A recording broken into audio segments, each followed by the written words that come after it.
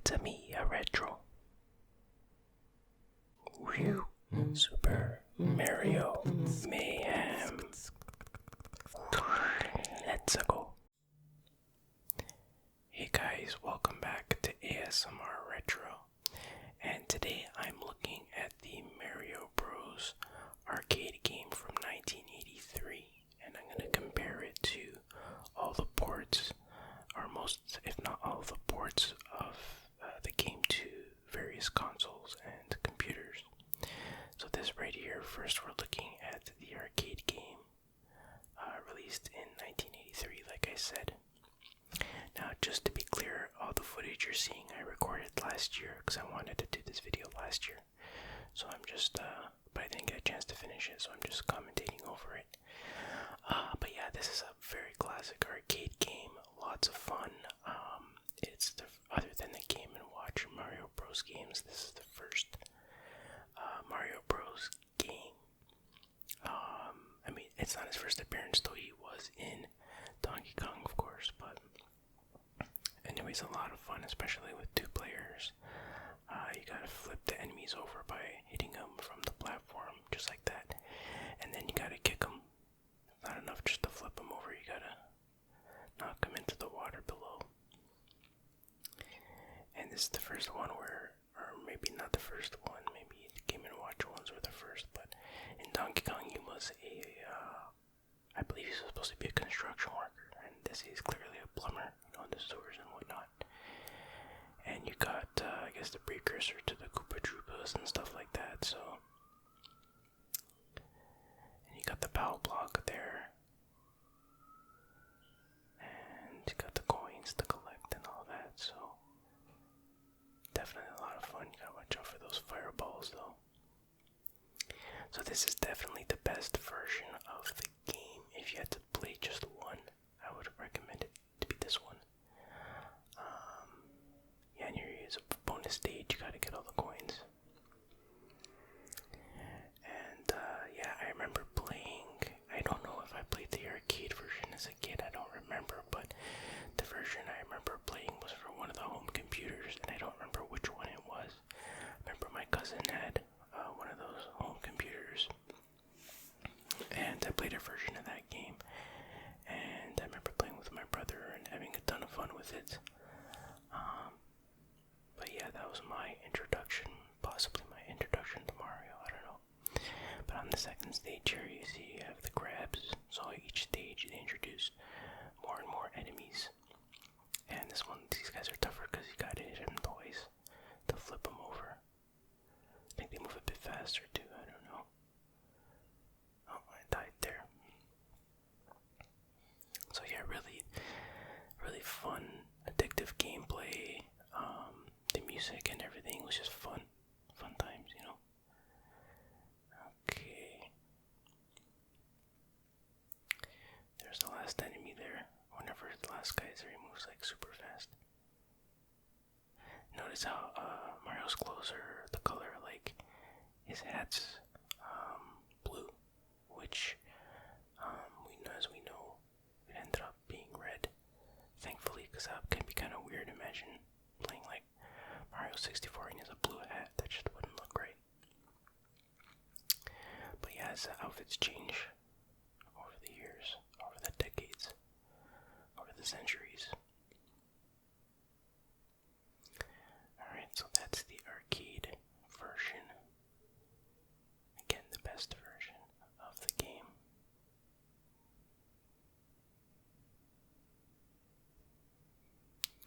Okay, now we got, this is the NES version, which was released in 1983 after the arcade version came out. And as you can see, it's actually a pretty good port of the game.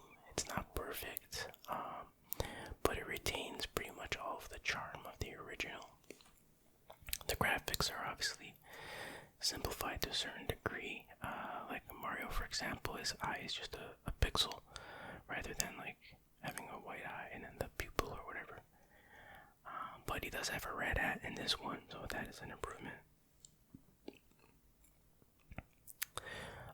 But yeah, a lot of fun. The music is good. The control is fast-paced and tight and just what you'd expect from this kind of game.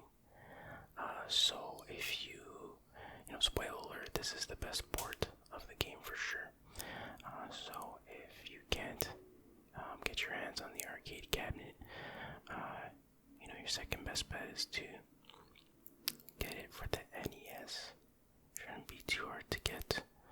I mean, you can always go the emulator route, but that's up to you. And again, it has the bonus stages. And notice how when Mario hits one of the platforms with his head, it bends kind of, just like it did in the arcade. Keep that in mind, because not all the versions do that, which just takes away so much for me from the game, for whatever reason.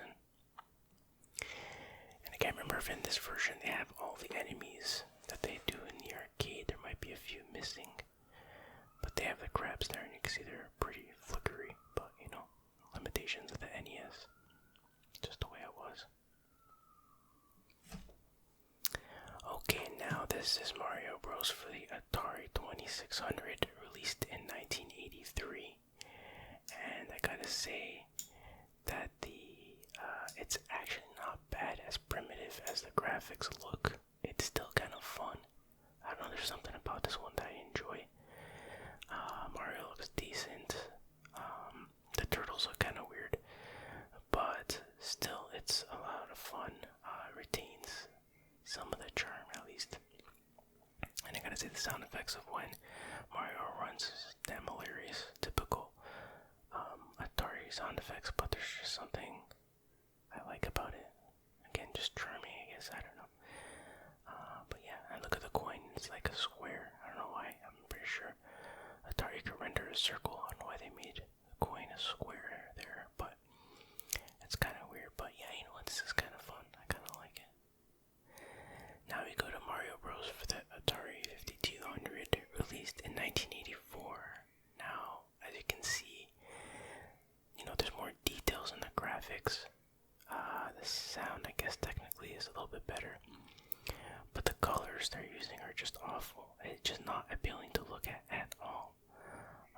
Look at Mario's clothes are blue and purple. I don't know where that came from. There's just so much green, or puke green, as AVGN might say. At least the coins look like they're coins, like they're round at least, but it is just not an appealing looking game. I also noticed that it looks, again, it's hard for me to remember how the game how the game controls, because I recorded this last year, but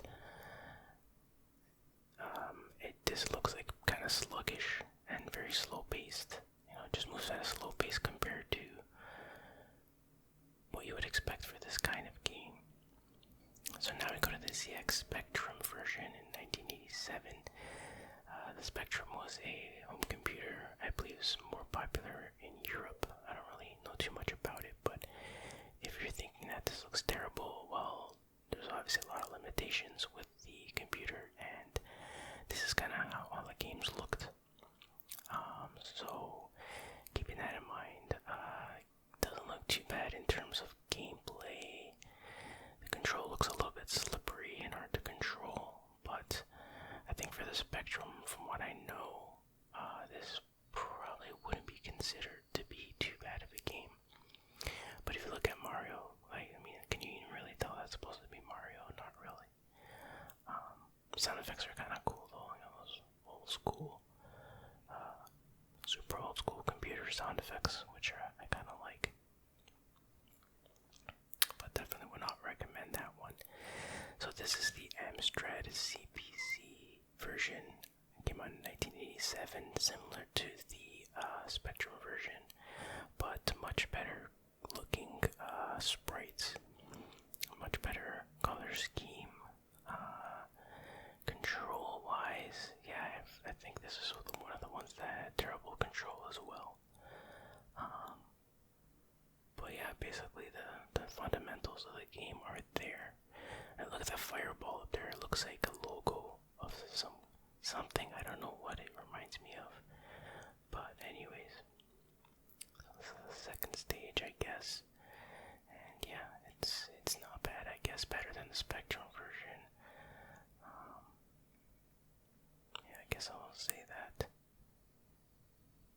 sprites on the screen at once, though. That's pretty impressive, gotta say. Look at that. It's crazy. Okay, now we're on Mario Bros. For the Atari 7800 out in 1988. And you know what? It looks pretty good. Pretty close to the NES version. I'm not familiar with the capabilities of the Atari 7800, but still, this looks pretty good.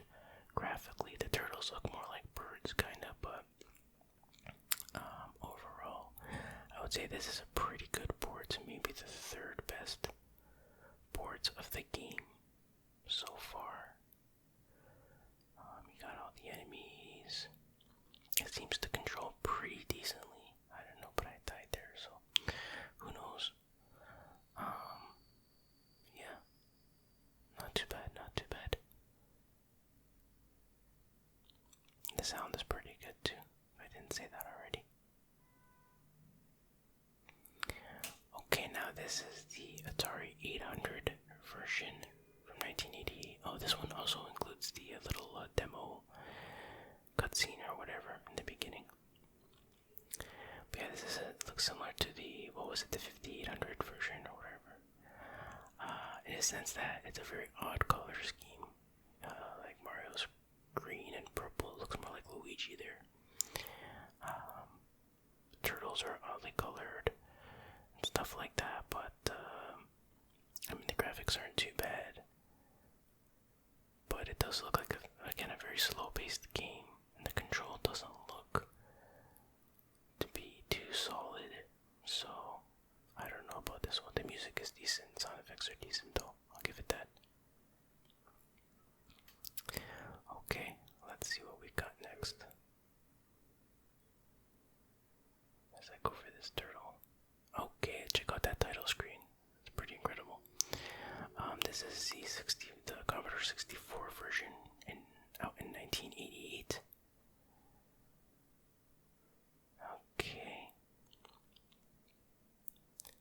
Okay, this one has the worst audio. Like, very ear-grating. Every time Mario takes a step, it makes a horrible high-pitched noise. I don't know if this was an emulator thing or what, but I don't know what they were thinking. If that's actually how it sounds. And I can tell the control was really awful in this one, very slippery. And by the way, if you didn't know, you can't jump on the enemies' heads like you can in most future Mario games. But yeah, this one, mostly for the audio and the bad control, I would not recommend. But again, impressive on how many sprites they can put on screen at once. Okay, now this is from Mario 3 on the NES. It's not really a board, but it's just a mini game you can do to challenge your whoever you're playing with. So you have to do this 2 players.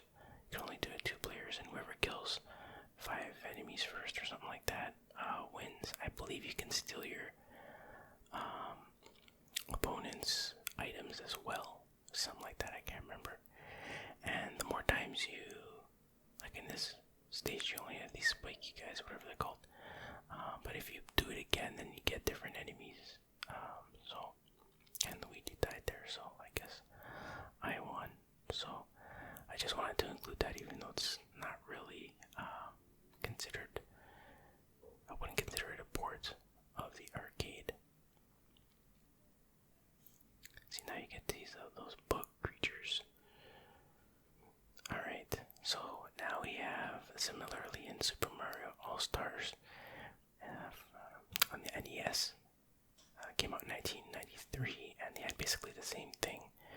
In Mario 3, you can do this little mini game to challenge your friend or whoever you're playing with, and it's pretty much the same thing, just better graphics. You have background graphic instead of just a black screen or whatever. And yeah, that's really all there is to say about that. Just improved graphics, really. 16-bit quality.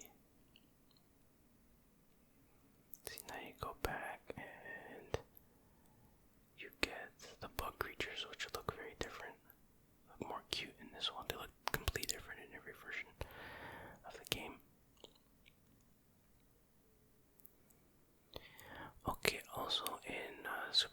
Stars Mario 3, you can do battle mode, which is similar, but there are some differences. I think whoever wins 5, you have to win best of 5 or something, and you can see there's a mushroom there. You can kick the turtle shell and kill enemies with it. Yeah, you can turn small and then get a mushroom. So, they added some stuff that the original didn't have, which is cool. You can see a ghost there flying at the bottom, I guess in place of a fireball. So that's pretty cool. I like when they add little bonus games and mini games and throwbacks. It's good stuff. Okay. There we go. Let's see what's next. Okay, this is on the Game Boy Advance, Mario and Luigi Superstar Saga. They have, you can play this as like a mini game, I guess. They include a copy of it, and it's similar, not exactly like the arcade. You can see the screen has to scroll, I guess because of the limitations of the small Game Boy Advance screen. It's pretty cool, and you could do the super jump there, and you have some Mario audio samples. It's got some different music or whatever, but it's pretty fun. It looks pretty fun. You got a bow block at the top too, which is different. So this looks like it'd be a lot of fun with 2 players. I'm sure the Game Boy Advance had a link-up cable or whatever. Yeah, so it's pretty cool that they added this in there. Alright. Okay, so this is the Apple II 1983 version, which was never released. That's why I put this at the end of the video. For whatever reason, it was never released. I don't know why. Who knows? But yeah, it's just another very basic version of the game. Graphically not bad. A little slow paced. Again, I don't know if that's an emulator issue or what. But yeah, it's Mario Bros. On Apple II. Again, I don't know if there's some legal reason why it wasn't released, or they just canceled it for some other reason. I don't know why the turtles have purple skin, but whatever. I guess you live in the sewers long enough, you're gonna turn all sorts of colors. But yeah, definitely slow paced. And finally, it's the C6 on the Commodore 64. This came out in 1984. This version was never released as well. Again, don't know why. Not a bad looking version of the game. Again, seems a little bit slow paced, but it seems playable. I don't really have too many problems with it. The sound is decent. Coins look nice. Not sure what the difference between this one is and the other Commodore version. I'd have to compare them side to side. I do notice the pipes are yellow instead of green. That's interesting. Oh, he needs a blue hat too. Wasn't keeping track of the hat colors in the different versions, but that's okay. Okay. Alright, so that's the last version I wanted to show you. There may be other versions of, other ports of the game out there that I missed. Anyways, that concludes this video, and that concludes Mario Mayhem 2023. Not 1923. Anyways, I hope you enjoyed it. I thank everybody for watching the videos. I know I went over May. I usually only do these videos in May, but I had some time off in May, so I extended it into June. But anyways, I'm just rambling now. Hope you enjoyed it. I hope to do it again next year. And with all that being said, thank you very much for playing my game. Watching my video.